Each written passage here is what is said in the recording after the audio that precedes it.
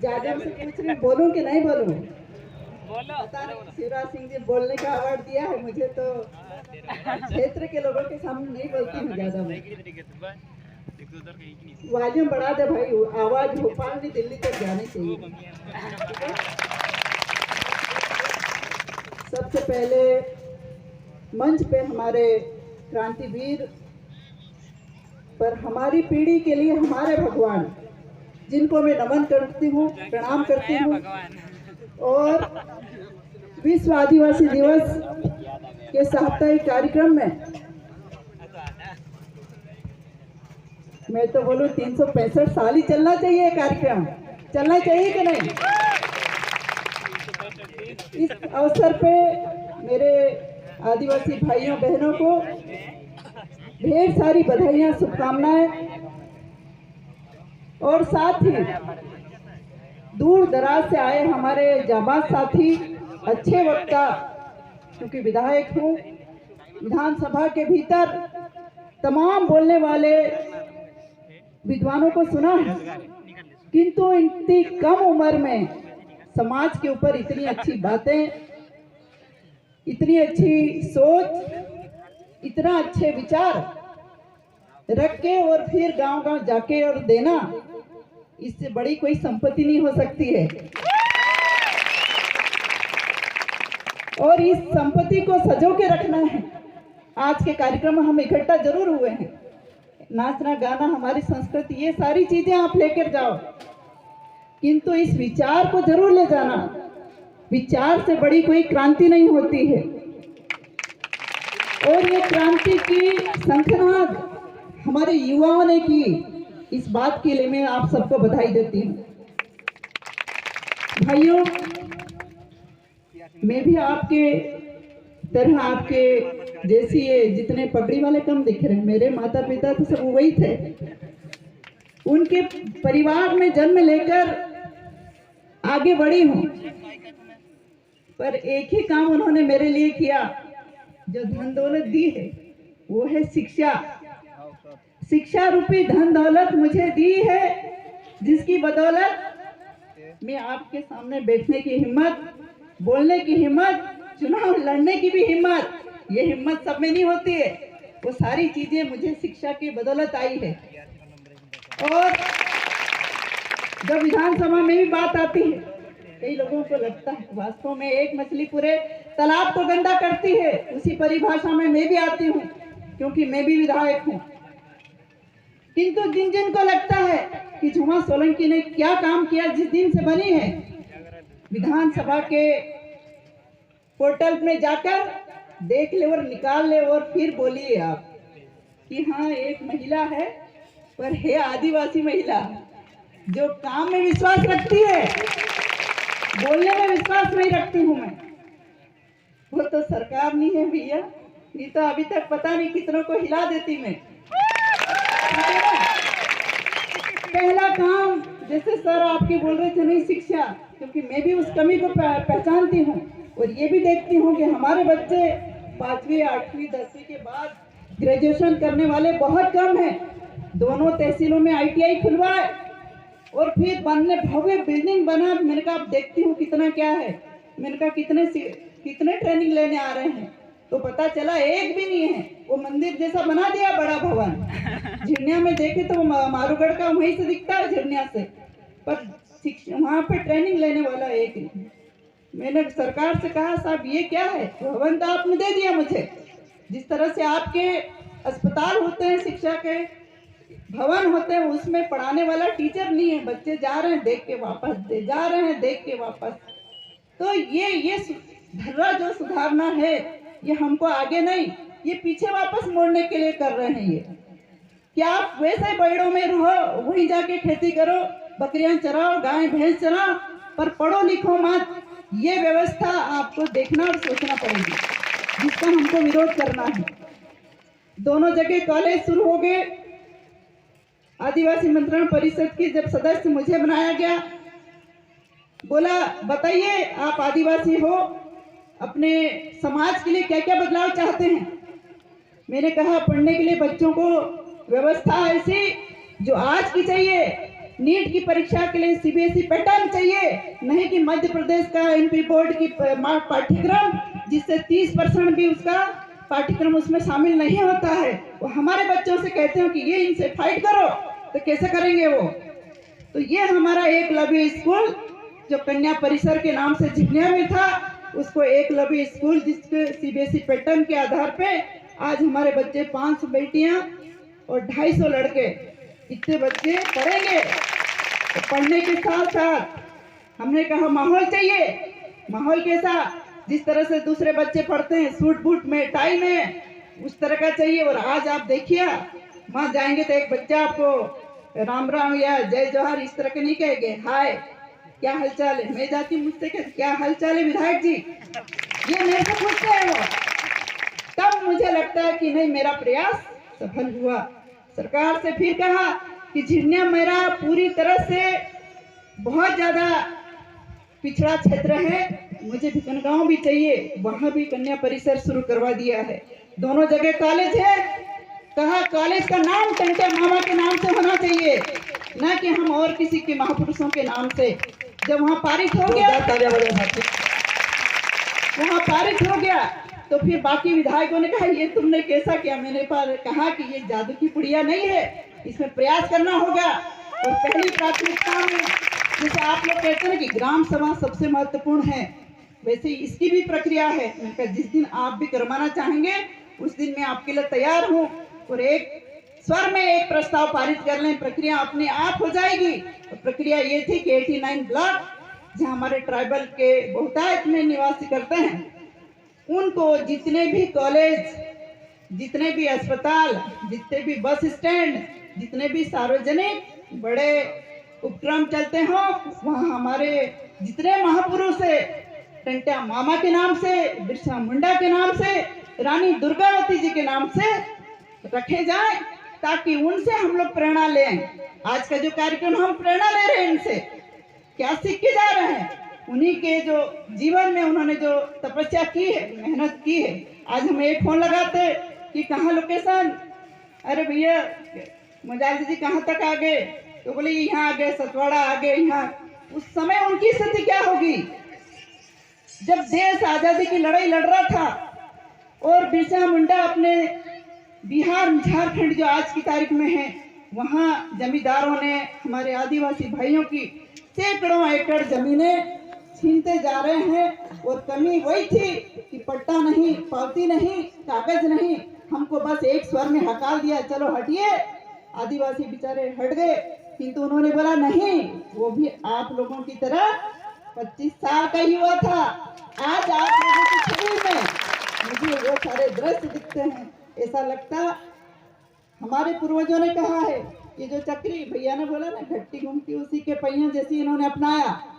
ये जो काल है, जो काल चक्र समय का, वो भी ऐसा ही घूमता है। और घूमते घूमते आज भी टंट्या मामा और बिरसा मुंडा हमारे इस पंडाल में बैठे हैं। और आपकी एक एक आवाज बुलंद होगी और उस आवाज पे हम सब लोग मिलके लड़ाई लड़ेंगे, तो निश्चित ही पूरे मध्य प्रदेश क्या देश में हमारी आदिवासियों का राज होगा। क्योंकि विधायक आपको ये बात और कह देना चाहती हूँ, क्योंकि हम लोग हमारी संस्कृति को बचाने में लगे हैं। ठीक है, मुझे भी आदिवासी बोलना चाहिए था, पर मैं एक हिंदी में शायद ज्यादा अच्छे से अपनी बात को बोलती हूँ, मैं इस कारण से हिंदी ज्यादा बोलती हूँ। पर आज भी मेरे एक ही माँ बाप के हम 14 बच्चे और 14 में 14वां नंबर मेरा। बताइए, मैं गांव वालों से, बहन मेरे माता पिता से कहा कि क्यों नसबंदी नहीं कराए, बोले करवा लेते तो तुम पैदा नहीं होती। तो क्या सिखाना उनसे। तो फिर आज की तारीख में विधायक के नाते मेरे क्षेत्र के जितने आदिवासी भाई हैं, मुझे गांव खेड़े से लगा के मजरे टोले अंतिम पहाड़ का व्यक्ति भी फोन लगा के कह देता है किसी का कारण से उस गांव में कुछ भी होता है, सबसे पहली खबर मेरे पास आती है। और आपकी लड़ाई विधानसभा में पूरी ताकत के साथ लड़ते हैं। अब जो कमी है विधायकों के नाते, जैसे यहाँ आप देख रहे हैं ना, कि सब लोग पूरी विद्वान नहीं है, पर अपनी उपस्थिति दर्ज करा रहे हैं। कोई व्यवस्था में अच्छा कर रहा है, कोई बोलने में अच्छा है, कोई दूर से अपनी भाइयों के बस चौकीदारी के रूप में ही खड़े हैं कि हमारा कार्यक्रम अच्छा हो जाए। वैसे विधायक भी 47 ही आपके विद्वान नहीं हो सकते, चुन के तो गए हैं, पर वहाँ आपकी नज़र ऐसी पारखी नज़र आके पीछे भी हो, इस तरह से देखना पड़ती है। जब जमीन की बात आई, हम जमीन के लिए ज़्यादा लड़ाई लड़ रहे हैं, बात कर रहे हैं, तो इस तरह से कानून वहाँ पर लेकर आए विधानसभा में। तो कानून में सभी लॉयर नहीं है, सभी LLB किए हुए नहीं है, कानून लेकर आए कि 165, 158 इसमें चर्चा, तो कई की तो सिर से ऊपर बात चली गई, भैया 158 है क्या? पर जिसको मालूम था ये तो जमीन है, जमीन के ऊपर चर्चा है। आज ला रहे सोमवार को, क्या चर्चा होगी? हम सारे SC के जितने थे वो भी सपोर्ट में और ST दोनों मिला के बोले हम यहाँ उपस्थित रहेंगे। सोमवार को ला रहे हैं, चर्चा नहीं। मंगलवार को ला रहे हैं, नहीं चर्चा। बुधवार को ला रहे हैं, दूसरे पे टाइम पास कर रहे हैं, पर उस पे चर्चा नहीं, विषय रोज आ रहा है। ऐसा करते करते शुक्रवार ले गए। शुक्रवार को ले गए, सबको पता है कि शुक्रवार के बाद शनिवार छुट्टी होती है और शुक्रवार शाम को सारे विधायक अपने अपने घरों में चले जाते हैं। शुक्रवार शाम को 4 बजे नहीं, 5 बजे नहीं, 7 बजे चर्चा रखी। हमने कहा आज भी नहीं जाएंगे, 2 दिन भी नहीं जाएंगे, किंतु इसमें चर्चा में हिस्सा जरूर लेंगे। और हिस्सा लिया। जितने विधायक थे सबने बोला कि ये गलत है, आदिवासी की जमीन कोई भी खरीद सकता है, ये कानून पास हो गया तो हमारे पास जो एक टुकड़ा जमीन का है, यदि वो बिक गया, हमारे भाई पीने वाले, खाने वाले या कई भी मुसीबत में यदि लिख दिया तो उसके पास एक टुकड़ा भी नहीं रहेगा। और ये कानून के पास होने से हम लोग बेघर हो जाएंगे, इसको पास नहीं होना चाहिए। इस बात के लिए सारे लोगों ने, सारे विधायकों ने इसके विरोध किया और इसको हमने पास नहीं होने दिया। पर CM साहब आए, उन्होंने बोला देखो ये चर्चा होगी, विरोध हो गया, किंतु जिसका बहुमत वो चाहे इसको पास करवा सकते हैं। उन्होंने फैसला अपने पास रखा कि हमारी कमेटी चाहेगी तो इसको पास करेगी और नहीं चाहेगी तो इसको नहीं करेगी। ऐसा करके उसको पास किया गया है। और आने वाले दिनों में यदि ये हो गया, जमीन पे आ गया, तो मान के चलो जितने हम लोग कर्मठ लोग हैं जो हमारे समाज की बात विधानसभा में उठाते हैं, उन्होंने तय कर रखा कि हमारी लाश के ऊपर आपको निकलना पड़ेगा तो इसको पास करना, नहीं तो हमारे आदिवासी भाइयों के तो नुकसान किसी भी कीमत पे नहीं होने देंगे। भाइयों, बात यही खत्म नहीं होती। जितने भाई हमारे बैठे हैं, हमारे लोग खेती या तो खेती में मजदूरी, जो भी धंधे हैं खेती से अलावा कुछ नहीं आता है। मैंने भी कहा कि नहीं, मेरे को मेरे आदिवासी भाइयों के खेतों में पानी चाहिए। और माताएं बहनें जितनी बार मैं जाती हूँ उतनी बार मुझसे कहती कि दीदी पीने का पानी चाहिए। तो 2 चीजें, एक हमारे आदिवासी भाई किसान जितने खेती करते हैं उनके खेतों में पानी, और बहनों के लिए उनके घरों में पानी पीने का। 2 व्यवस्थाओं के लिए मैंने पूरी ताकत लगाई और आज स्थिति है कि दोनों योजनाएं हमारे क्षेत्र में चल रही है। तो आने वाले दिनों में वो पूरी होगी। नर्मदा जी का पानी आएगा तो हमारे हर गांव में पहुंचने वाला है। ये आप बताएं, ये आप सोच सकते हैं कि जिसकी सरकार नहीं, विपक्ष की विधायक है, ये सारा काम कैसे करवाएगी? पर आप देख रहे हो कि जिस तरह से ये कार्यक्रम हमारे युवा मिलकर इतना अच्छा कर सकते हैं, तो भाई टंडा मामा और बिरसा मुंडा का खून मेरे में भी है, तो मैं भी वही करूंगी। सरकार किसकी है मुझे नहीं मालूम, ये तो जनता तय करती किसको बिठाना किसको हटाना। किंतु मैं तो मेरे विधायक का जो क्षेत्र है उसमें तो मुझे शिक्षा भी चाहिए, अस्पताल भी चाहिए, खेतों में पानी भी चाहिए, पीने की व्यवस्था भी चाहिए, और बेरोजगारों को नौकरी भी चाहिए। पर बेरोजगारों के लिए नौकरी निकालने का काम सरकार का है। आज तक उन्होंने हमारे इन बेरोजगारों के लिए एक भी नौकरी, एक भी पद जारी नहीं किया है। हर बार फॉर्म भरते हैं, फॉर्म लेते हैं, पता है जितने 100 की यदि भर्ती हो और 1 लाख के फॉर्म आते हैं, जितनी फीस होती है, जितना उनसे पैसा लेते हैं उतने में उनके पूरे जीवन भर की तनख्वाह हो जाए। कितनी तो उनसे फीस की वसूली होती है। तो ये भुलावा में रख के सरकार ने जो वादा किया था कि 1 साल में 2 करोड़ नौकरियां, कहाँ गई वो, कहाँ गई? 2 साल में 4 करोड़, 3 साल में 6 करोड़, मुझे लगता है एक नहीं बचता युवा। पर आज भी हमारे युवा भटक रहे हैं, उसकी मुझे चिंता है। जब भी इसके संबंध में आप आंदोलन करोगे, मैं आपके साथ खड़े हूँ। और ये हमारे राजू भाई खड़े हैं, इन्होंने मुझसे आके कहा कि दीदी बेरोजगारों के लिए आंदोलन है पर गाड़ी नहीं है, कैसे जाएं? गए वो पूरी टीम के साथ, वहां जाके उन्होंने आवाज उठाई, पुलिसों ने उन पे अत्याचार किया, लाठीचार्ज किया, पीछे नहीं हटे, वो बोलते गए, अपनी बात रखी उन्होंने कि बेरोजगारों को नौकरी दिए बगैर हम ये आंदोलन खत्म नहीं करेंगे।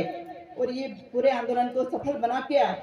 ऐसे आंदोलनकारी छात्र जितने भी हैं, मैं विधायक के नाते नहीं, अपने समाज की बेटी के नाते, अपनी बहन के नाते मैं आपके साथ खड़े रहूंगी और आपके लिए काम करूंगी।